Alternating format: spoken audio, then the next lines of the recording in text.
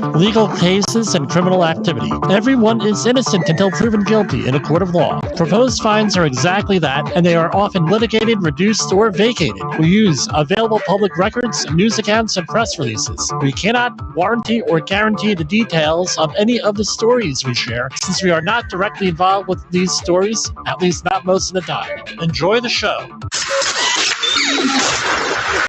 This show is brought to you by Safety FM.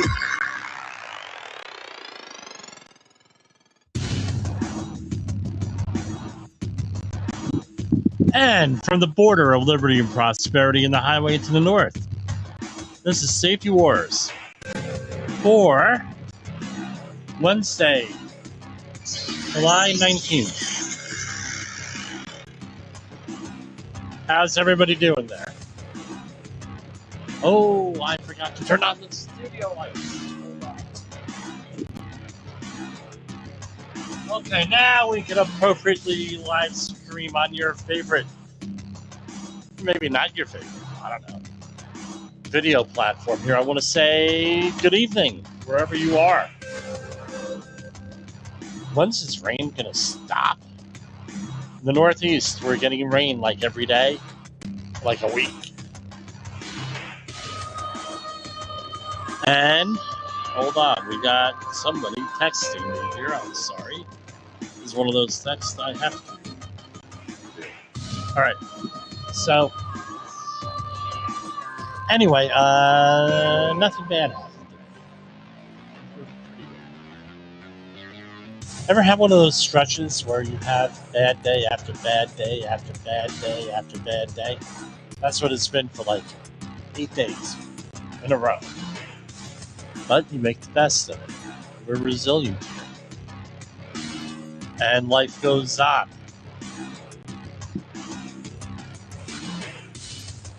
So, OSHA, very busy this week with everything here. It's kind of very, I don't know what to say, very exciting. So last night we did the deep dive into the record keeping, where specifically the OSHA 300, 300A summary and the 301 form, which is basically your accident investigation form. And we put everything with a screen share and everything else on that. We're going to do that again tonight, hopefully, where it's not going to screw up like it did last week. Hopefully, we have enough bandwidth here. I mean, we have a 1G connection, but the problem is, two 1G connections. I have one dedicated, my wife does, for this show. So it's, hopefully we're set up. So we talked about the record keeping, where with record keeping, what we're doing is starting January 1st, companies over 100 people or more at any time during the year, plus they meet a targeted industry, I believe that's the word that they're using, must submit the 301 reports. And the OSHA is going to be going more and more on getting a little bit deeper into what we're doing here, trying to collect more data. Because on the summary forms now, then everything else you have to keep is just as we've had. This is our TRR rate, and the insurance industry says this is the experience modification rate. Now OSHA wants something a little bit more in depth, and they're going to make it publicly available. It's going to be part of everything else out there.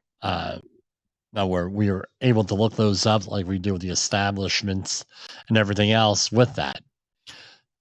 Now, today, and I saw this from Abby Ferry. That's where I got it from. And then I went back to the news releases on OSHA like we always do. And here it is. Department of Labor announces proposed rule to clarify personal protective equipment, that's PPE standard, and ensure the safety of construction industry workers. The action seeks to align construction, general industry, and maritime standards. The U.S. Department of Labor today announced a notice of proposed rulemaking to clarify the PPE standard for the construction industry. The current standard does not state clearly that PPE must fit each affected work employee properly, which the Occupational Safety and Health Administration's General Industry and Maritime Standards do. The proposed change would clarify that PPE must fit each employee properly to protect them from occupational hazards. I would think that that's understood, but I don't know. Are companies out there saying, well, we have somebody the size of Jim, and we're going to give him small PPE? Guess what? That happened back in the day on the hazardous waste sites I've been on. I was like, well, then I guess you're not getting your air monitoring done or your air sampling. And then, before you know it, you end up having to bring your own PPE. And I say that loosely because you would get it from your employer. And whenever you go out to these jobs, you have your own PPE with us. By the way, non-alcoholic beer. All right. The failure of standardized PPE to protect physically smaller construction workers properly, I know with the protective suits, was the first thing that blows out is the butt. As well as problems with access to properly fitting PPE have long been safety and health concerns in the construction industry, especially for some women. We're going to come back to that in a minute here. The proposed rule clarifies the existing requirement, and OSHA does not expect the change will increase employers' costs or compliance burdens. Well, I'll say this much: it will not increase people who are doing the right thing to begin with, their burdens. Proposed revision will align the language in OSHA's PPE standard for construction with standards for general industry and maritime. If personal protective equipment does not fit properly, this is from Assistant Secretary for Occupational Safety and Health, Doug Parker, an employee may be unprotected or dangerously exposed to hazards and face tragic consequences. We look forward to hearing from stakeholders on this subject. And we on this subject, on this issue, as we work together to ensure that construction workers of all genders and sizes are fitted properly with safety gear. Submit comments and hearing requests online, and they're looking for comments and stuff by September 18th. I have to applaud a recent podcast that's gone offline, Safety Justice League. This is one of their big things here, and maybe they got the ear of somebody in OSHA. That's why I mentioned Abby Ferry. She was very excited about this online today. One of the friends of the program, and I think we could call her a friend of the program, on this. We've had some interaction with her, and she was pushing this majorly. I know. Let me go back. Have been long. The failure of standardized PPE to protect physically smaller construction workers, as well as problems with access to properly fitting PPE, have long been safety and health concerns in the construction industry, especially for women. Now, I'm going to. I'll go out on a limb here. I'm going to piss some people off here, but I really don't care because it's my truth. Women are different than men. Usually, in their body types, body styles, fits of clothing, things of that nature. And I know a lot of women for years, up until about 6 or 7 years ago, were complaining, especially in the oil industry, of unisexual clothing, right?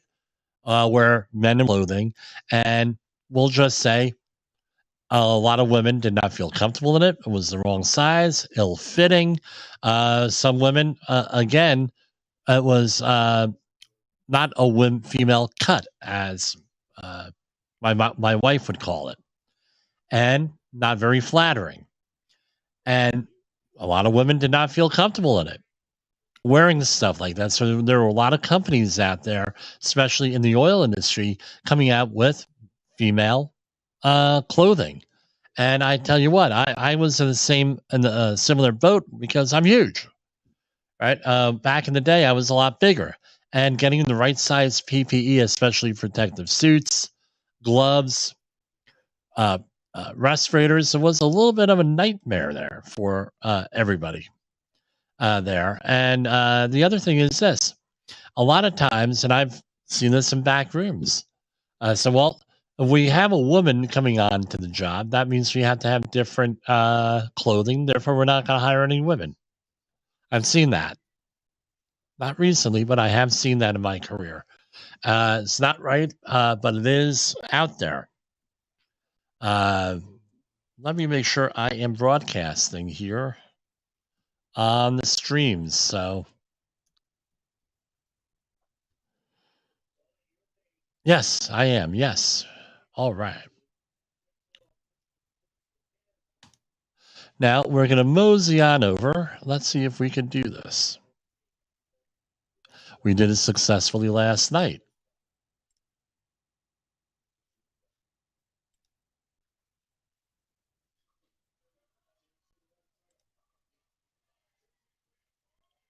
Bear with me, everybody. I tell you what, let's go to our first commercial break while I get this set up.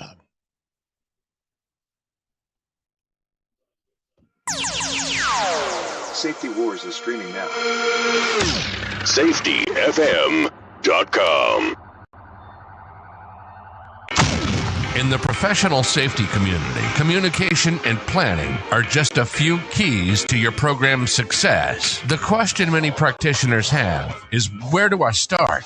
Dr. Jay Allen, the creator of the Safety FM platform and host of the Rated R Safety Show, has built a global foundation to help you along the way. Go to safetyfm.com and listen to some of the industry's best and most involved professionals, including Blaine Hoffman with the Safety Pro, Sam Goodman with the Hop Nerd, Sheldon Primus with the Safety Consultant, Jim Pozell with Safety Wars, Emily Elrod with Unapologetically Bold, and many others. As individuals, we can do great things, but as a team, we become amazing. Dial into safetyfm.com today and surround yourself with a powerful force of knowledge and support.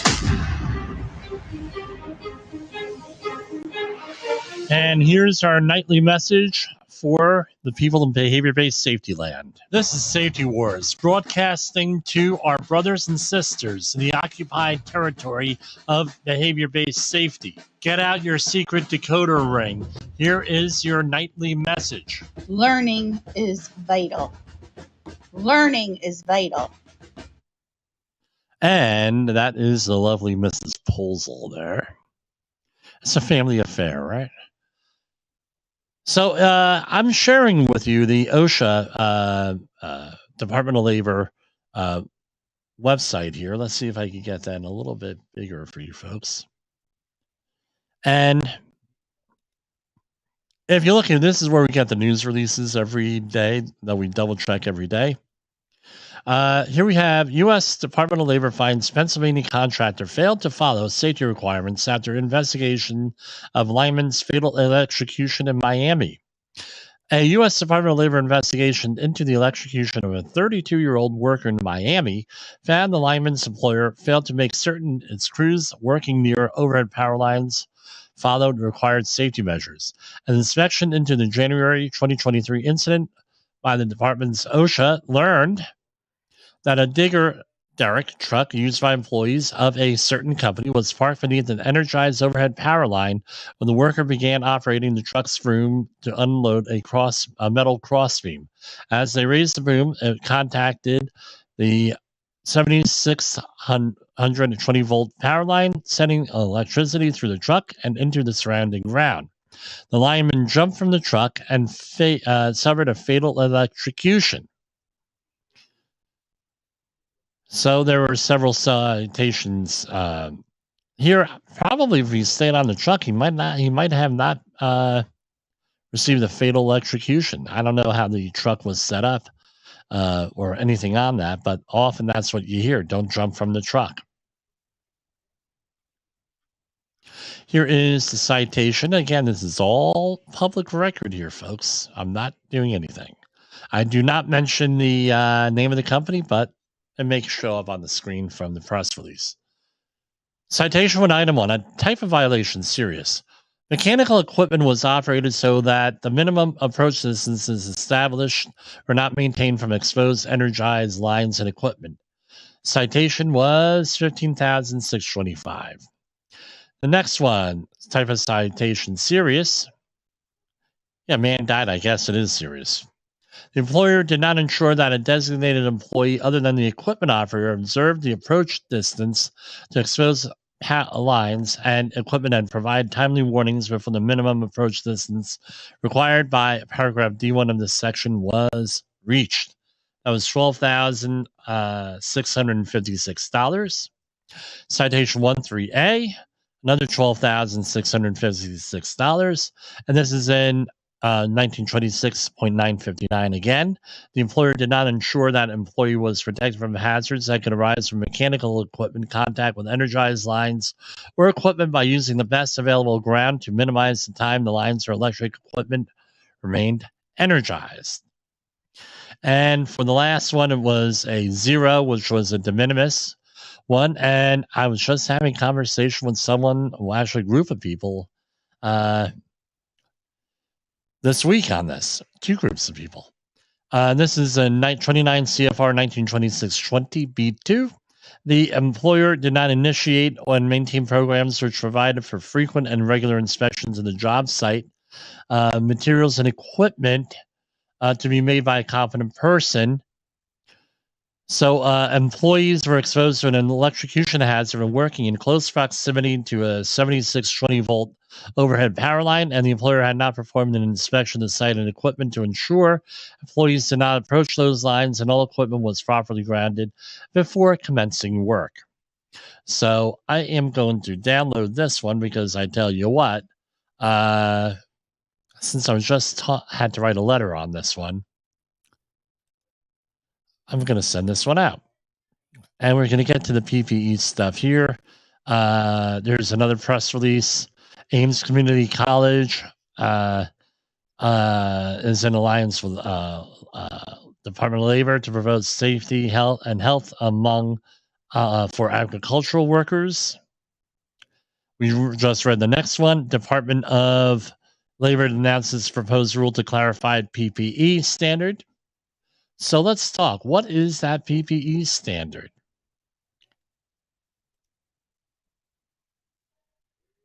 So it refers to this 1926.28. The employer, this is what the current standard is. The employer is responsible for requiring the wearing of appropriate PPE in all operations where there is an exposure to hazardous conditions or where this part indicates the need for using such equipment. Regulations governing the use, selection, and maintenance of PPE and life-saving equipment are described under subpart E of this. So let's see what the letter of interpretation might be. There's apparently a letter 6 letters of interpretation. Determining the need for a hard hat and eye protection on construction sites. Whether the requirement to use hard hats and or eye protection depends on a worker's distance from the job site. Dear Mr. So-and-so, in response to this, we have paraphrased your questions as follows. We are construction employees engaged in pipeline removal project. During the course of this work, we use various trenching equipment such as backhoes, while in the immediate vicinity of equipment, we use hard hats, steel-toe shoes, and eye protection pursuant to 1926 100A. We'll talk about that in a minute. Do the construction standards contain criteria based upon distance from operating equipment that limit the applicability of this requirement? The answer is in 29 CFR Part 1926, Subpart E. Protective equipment, including PPE for eyes, face, and head, and extremities, protective shields and barriers, shall be provided, used, and maintained wherever it is necessary by reason of the hazards of processes of the environment, chemical hazards, radiological, going on, and other stuff that could is capable of causing an injury or impair any part of the body through physical contact.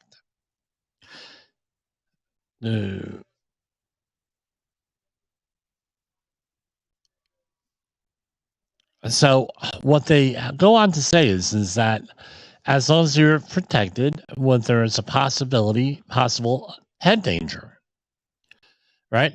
The court continued in Donovan versus Adams Steel Erection Incorporated.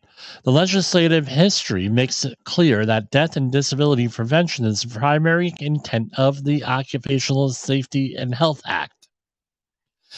So when you're writing your letters, right, you want to bookmark this one. This is over again in Letter of Interpretation on 1926.28a. You want to reference this, Donovan versus Adams Steel Erection, because it says that the legislative history makes clear that death and disability prevention is the primary intent of the Act.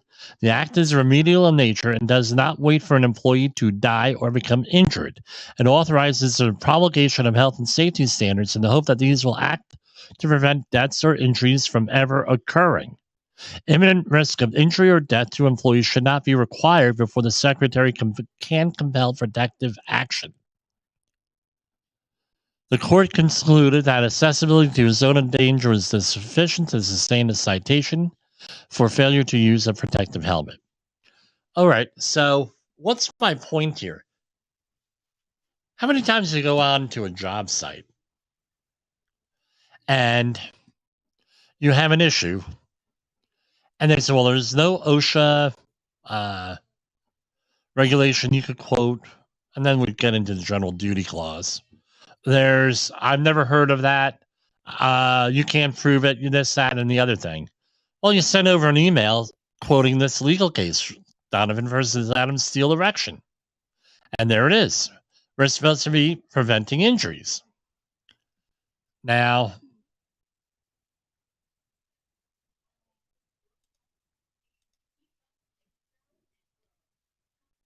hold on. I had a Facebook feed here. Stop sharing. I don't want everybody to see my Facebook account here. I'm going to play you something that was sent to me via Facebook, and I posted it on the Facebook account.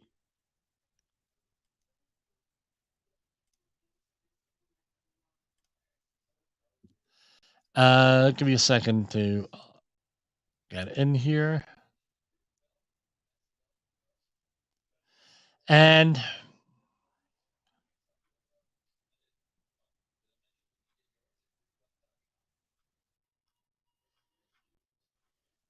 where is it on here? Hold on. Bear with me, folks. I know on this thing. All right. I'm going to turn up the volume here. By the way, not safe for work. And I'm going to put the microphone right next to the speaker.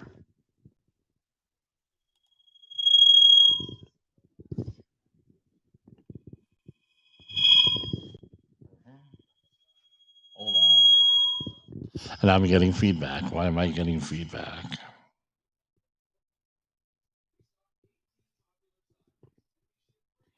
Hold on one second.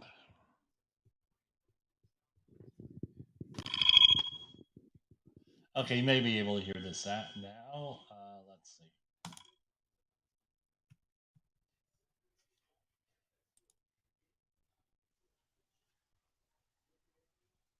Oh, here we go.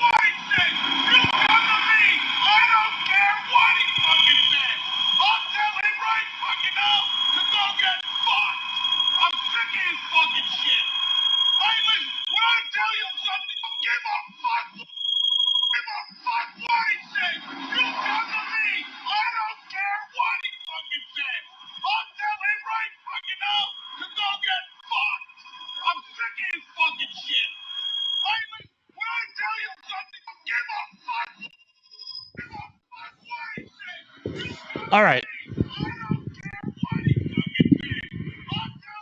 That was reportedly from a safety professional who shut down the job. and the foreman didn't like it very much. Have you heard that on the job site? Have you gotten answers like that, responses like that? I have. Not too long ago, too, my client threw the guy off the job because of an unsafe condition that we were trying to remediate. And thankfully, it wasn't directed towards me because they know what they're going to get. It's directed towards somebody else. And it was specifically on PPE usage and fall protection. So when I went and I wrote a letter about this, and it was specifically with roofers not having to wear fall protection, they said that they do not have to wear fall protection because they're roofers, and they had a letter of interpretation. We actually did something called read the interpretation letter, and it wasn't what they said. So they got thrown off the project for lying, number one. I don't like to see people get thrown off the project. But the second one was that he had a meltdown like that in front of the site manager, right? So not something you want to do. Now we're going to go back to share screen.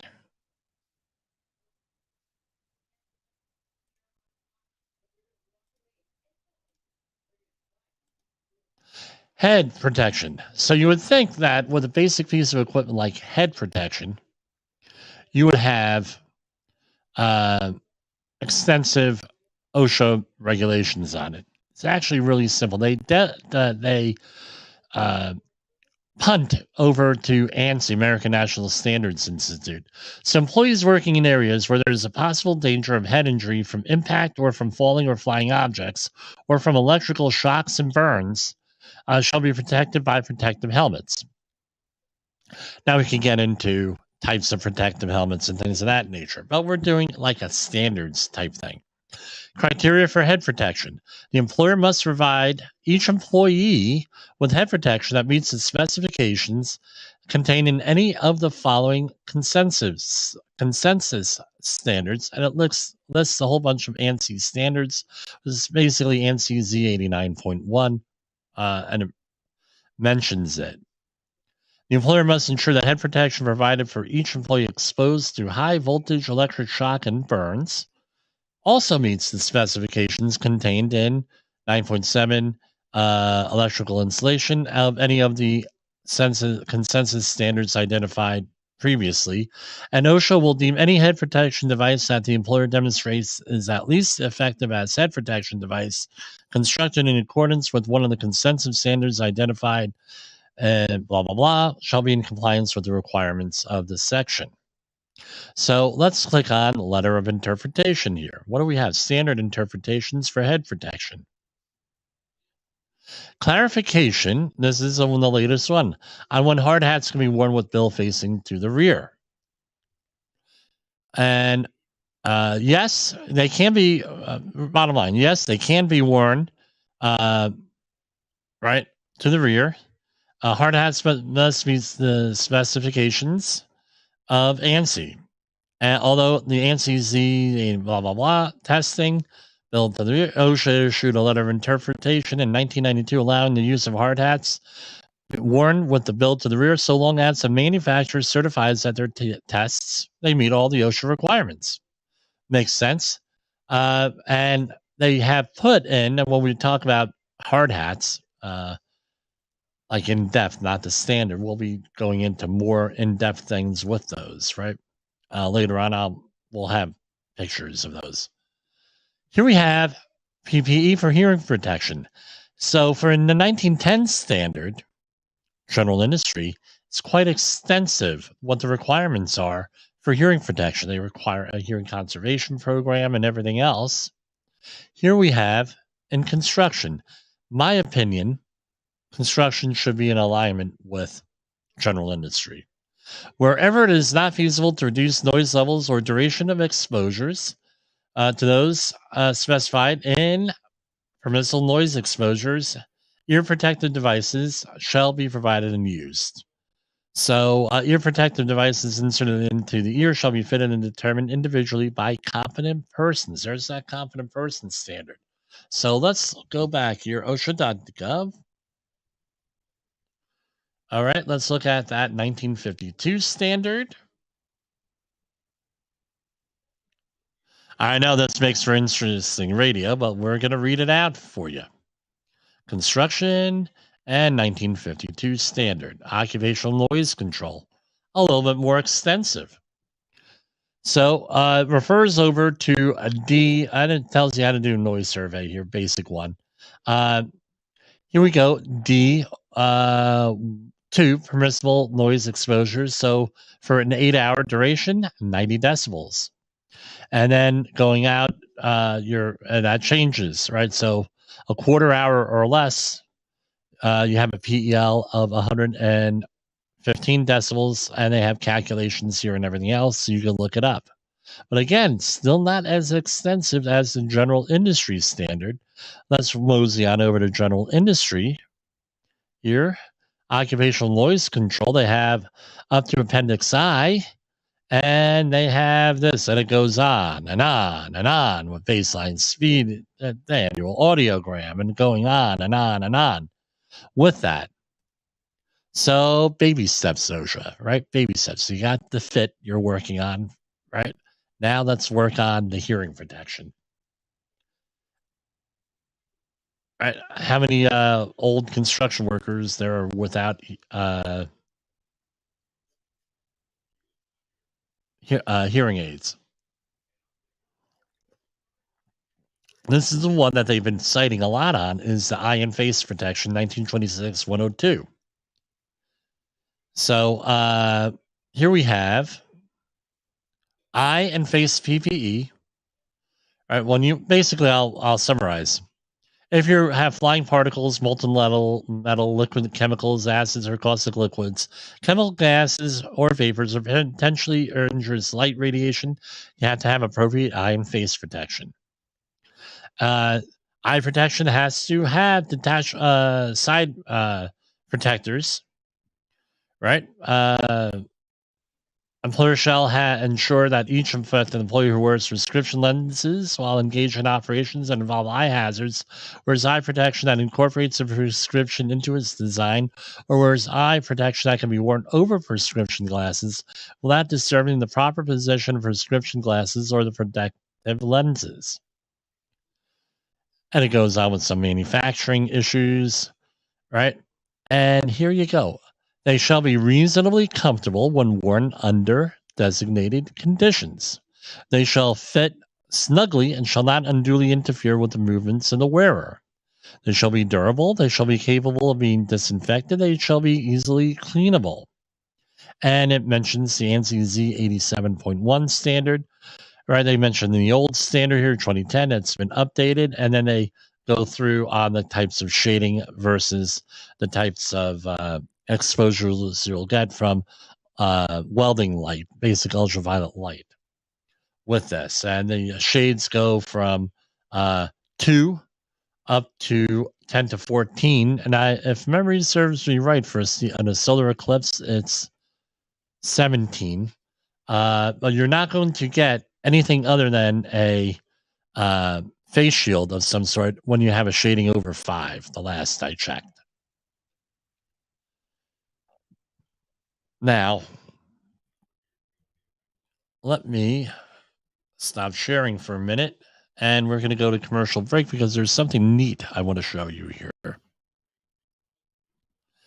Because people think I'm nuts when I mention it, and I'm not nuts. Weird, maybe, sometimes, but not nuts. In a world where danger lurks in every corner, one man stands as a beacon of hope.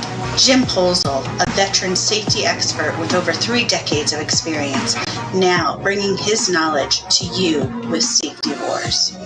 Engaging, informative, and always relevant, that's Safety Wars. Join a safety revolution with Safety Wars, available on Spotify, Apple Podcasts, YouTube, and wherever you get your podcasts and videos.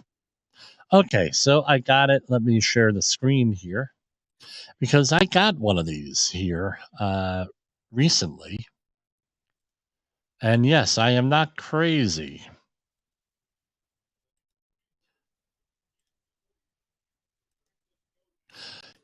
And let's make sure this is showing here. Yes, it is. So this is from 3M. Hopefully they're not going to get me for a copyright thing here. I don't see any copyright notice on here. All right, so 6 steps to confirm an appropriate fit. 3M eyewear fit system. This is not an endorsement. I'm just saying, putting it out there, that there is an eyewear fit system. And my understanding is that up in Canada, they require them. And I'm sure some other places have it also. Again, fit testing for eyewear. Why? There's a lot of gaps and everything else that people have on the prescription eyewear. And there it doesn't fit properly. And if it doesn't fit properly, people are less likely to wear it. And if, when they do it, they're going to be less protected. And here we have, so you're going to say, well, what about respirators? Respirators have to fit properly also. They're in 1910-134. There's an extensive fit testing thing. Now, if we're going to go and here with quantitative,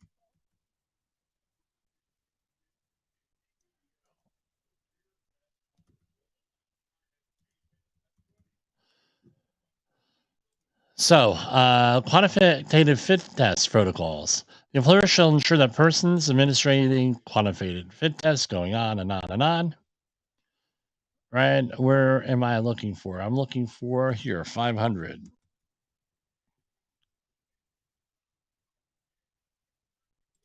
Bear with me. Here you go. A minimum fit factor pass level 100 is necessary for a half mask respirator, and a minimum fit factor of at least 500 is required for a full face respirator. The entire screening and testing procedure shall be explained to the test subject prior to the whole thing. So I'm going to be pointing out here to you that you have to have a fit factor on here. Now, typically, if let's say that you're going to use a full face respirator and you're doing a qualitative, meaning you're going to give a challenge agent, don't recommend it. You have to treat that as a half face respirator with for as far as a PPE protection, which is a protection factor of 10. It's the same as wearing a half face respirator. That is why you get the quantitative fit tests all the time. Can you do it? Yeah. You can do a lot of stuff that isn't right. But no, I always recommend the quantitative fit tests on both of them with this because they're not going to lie so much on that when you're doing fit testing.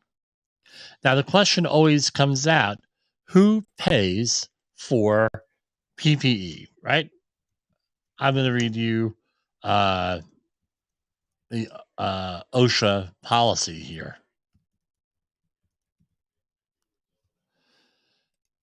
We have here, right out of the OSHA outreach training handouts, for our video people, we're going to go right to this. And the occupation, this is right out of the OSHA outreach training stuff. This is dated April 2017. The Occupational Safety Administration requires that employees protect you from workplace hazards that can cause injury or illness. Controlling a hazard at its source is the best way to protect workers. However, when engineering, work practice, and administrative controls are not feasible or do not provide sufficient protection, employers must provide PPE to you and ensure its use. PPE is equipment worn to minimize blah, blah, blah. And here you go. Going on here. On May 15, 2008, a new OSHA rule about employer payment for PPE went into effect. So this is 15 years now, and companies are still saying that they don't have to buy PPE.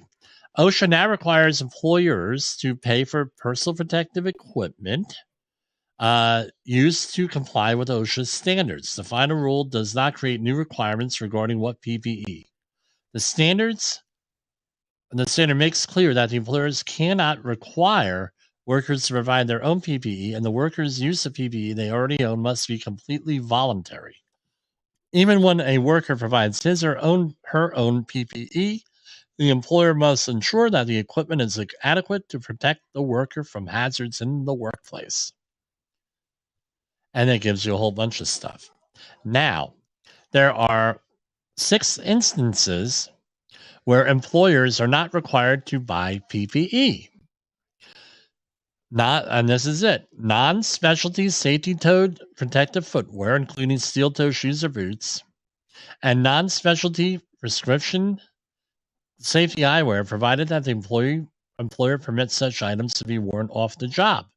OSHA bases its decision on the fact that this type of equipment is very personal and is often used outside the workplace, and that it is taken by workers.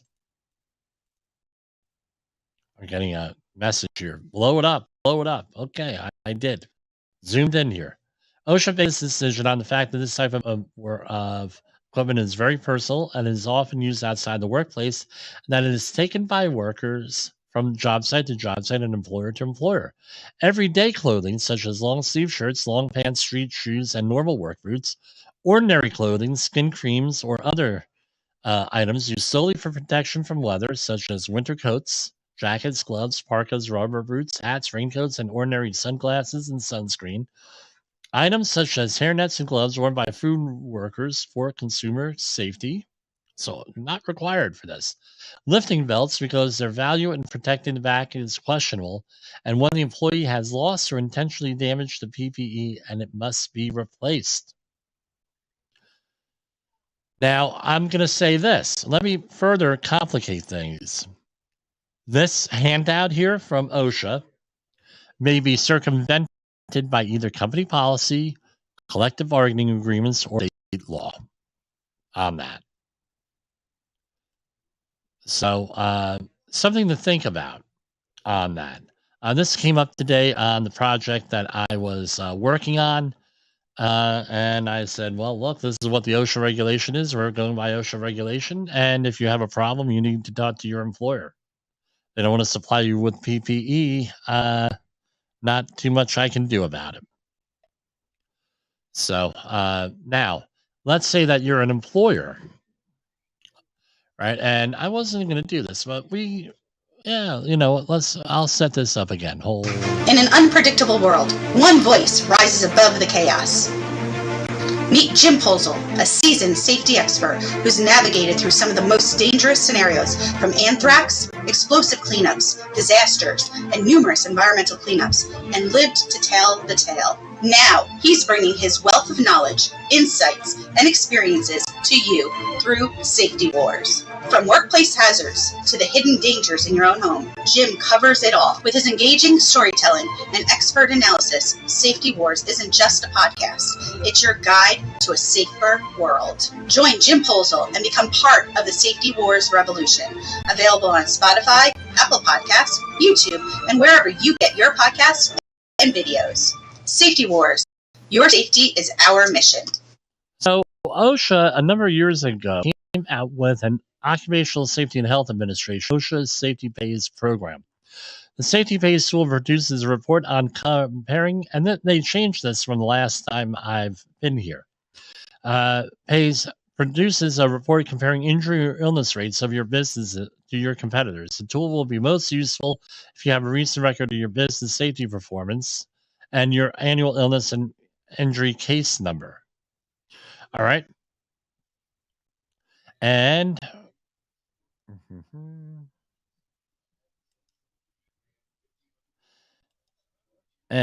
it was actually, this is not what I am looking for. Sorry, I should have had it up and running, but this is still a thing. Let me see here. Injuries versus costs. That's what I was looking for. They took it down. That's a shame. So let me stop sharing. Let me Google this again.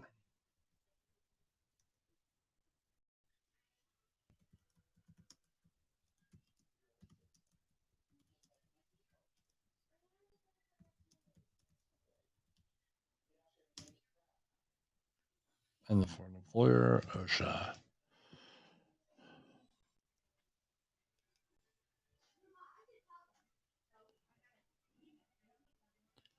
So here we go.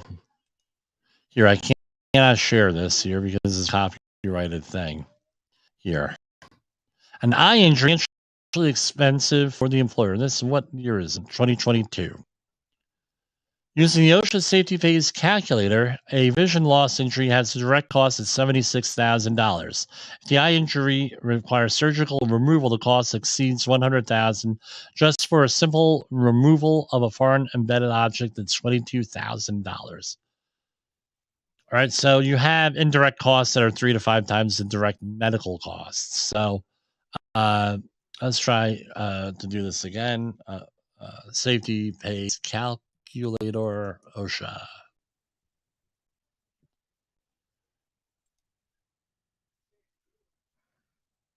Here it is, individual estimator. Let's do a share again. Sorry, guys. This is all authentic here, all done in real time, right? When you're paying me, I have everything all organized here. So let's do this.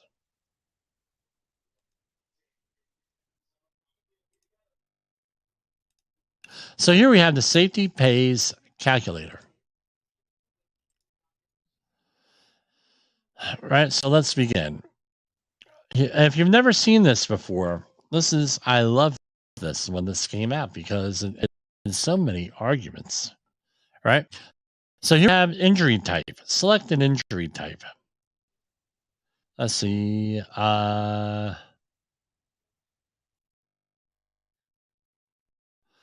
Do vision loss, right?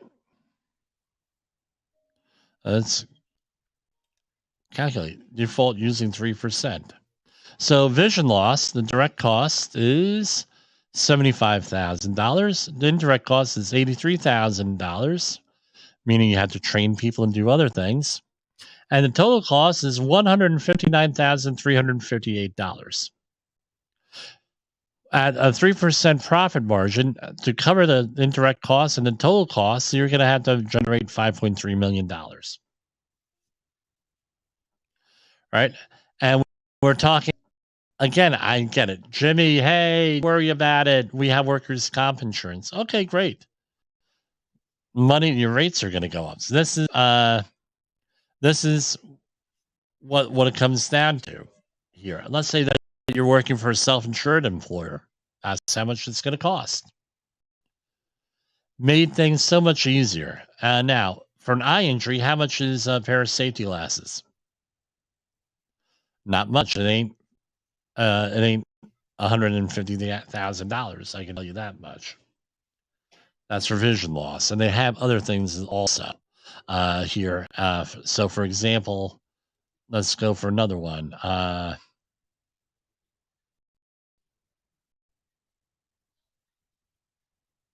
Heat prostration. That's in the news. How much one of those cost? Calculate. Oh, those are even more on a certain level. No, they're not. They're half the price, $37,000. So an indirect cost, $80,000. So how much does it cost for a first aid CPR thing and some sports drink and water? It ain't freaking $79,000. I can tell you that much.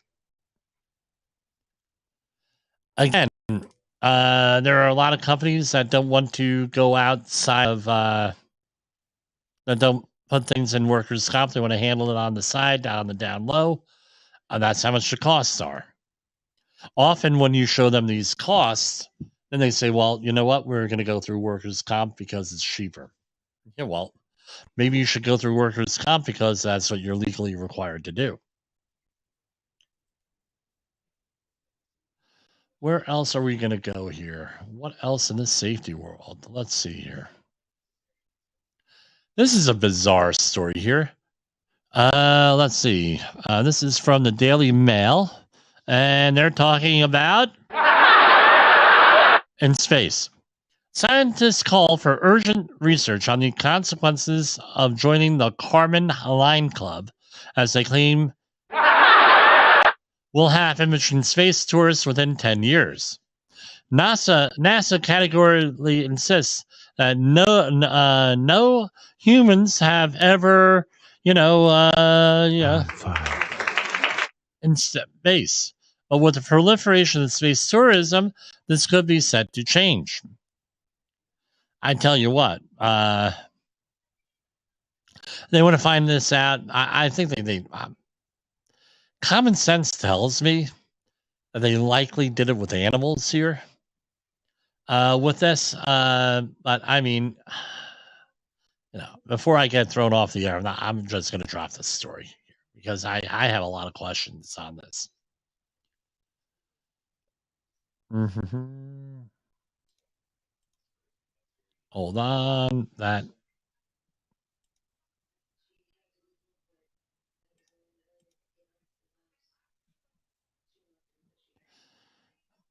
And that's asking me for a membership for that. No, nothing. No thanks. I'm members of everything. Britain's most prestigious bank canceled Nigel Farage. Again, you say something that people don't like, you canceled. Right? This is what part of the safety war is. Happens in the place with injuries, happens in elsewhere. He always said, this is from Politico, he always said the UK establishment was out to get him. Now Nigel Farage has the receipts. The most prominent record has produced a 12,000 word document from the bank, allegedly, which, according to Farage, revealed the truth behind the forced closure of his account there. The former Brexit Party leader has been embroiled in a row with the institution, so esteemed it has served successive generations of the royal family after Coates canceled his account earlier this month. Farage said at the time that no reason was given, but subsequent media reports, including on the BBC, cited a minimum wealth threshold that Farage no longer meets. Going on, a briefing. Now, an internal document from Coates obtained by Farage through a subject access request he made to the bank and published in full by the Daily Mail newspaper shows that wanted to drop as a client long before and used his controversial public profile as justification. A briefing presented to the bank's Reputational Risk Committee said, and by the way, we have them in this country too, said Farage is considered by many to be a disingenuous grifter, xenophobic, chauvinistic, and racist views, suggested could dump him once he paid off his mortgage and dropped below its wealth criteria. And it goes on and on and on. This is the kind of world we want to live in, folks? What do you agree or disagree with them? Is this the kind of world you want to live in? I know you disagree with someone. I tell you what, banking is not like a lot of the other things out there. No, you can go to a different bank. Well, guess what if the banks are inclusion? Well, these big companies are never inclusion, Jim. Well, what about some of the influencers on social media that were dropped by all social media platforms in the same day? Not conspiratorial there. That's a fact. Now, my opinion is if the bank doesn't want to do business with me, screw it. There are other banks out there. However, this is what this is what it is. Do we want banks, especially if they're state-owned banks? We only have one that I know of in this country in South Dakota that you say we're not doing business for you because we disagree with you. I don't know. Something is amiss here. U.S. Marine who exposed U.S. UFO encounter claims he's being threatened by men in black, MIBs. Does that mean Will Smith and who's the other guy? Forget his name. Tommy Lee Jones, is it? I forget. Now I gotta do this again. Tommy Lee Jones, isn't it? Men in Black. IMDb. Right. And it is, Tommy Lee Jones. I got it right. And Will Smith. By the way, I think that my personal opinion, Will Smith, probably the greatest actor of his generation, if not the greatest, one of the greatest. All right. Actor of my generation. A former U.S. Marine who sensationally claimed that his unit stumbled across a secret military rendezvous with an alien spacecraft says he has been threatened. He even fears that one day he could be killed by sinister forces that are trying to cover up the Pentagon's UFO secrets. Michael Herrera was part of the U.S. Navy humanitarian mission during the 2009 Sumatra earthquake.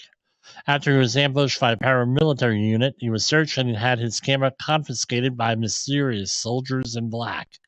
He sworn several times not to tell anybody about the strange flying saucer-type craft he had seen in the Sumatran jungle. After remaining silent about his strange encounter for many years, he told his story last month at a briefing given by Dr. Stephen Greer's Disclosure Project. He has now told a podcaster that the intimidation from shadowy forces within the U.S. military has increased.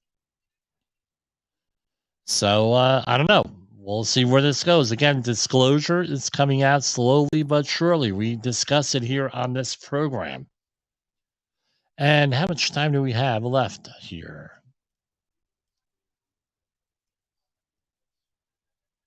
Okay, 2 minutes. So that's what I got tonight. I will attempt to be on the air tomorrow night, making my minimum threshold of 3 programs a week that I've given myself. Glad you can make it, and I will see you tomorrow. For Safety Wars, this is Jim Posel. The views and opinions expressed on this podcast are those of the host and its guest and do not necessarily reflect the official policy or position of the company. Examples of analysis discussed within this podcast are only examples. They should not be utilized in the real world as the only solution available, as they are based only on very limited and dated open source information. Assumptions made within this analysis are not reflective of the position of the company. No part of this podcast may be reproduced, stored in a retrieval system, or transmitted in any form or by any means, mechanical, electronic, recording, or otherwise, without prior written permission of the creator of the podcast, Jay Allen.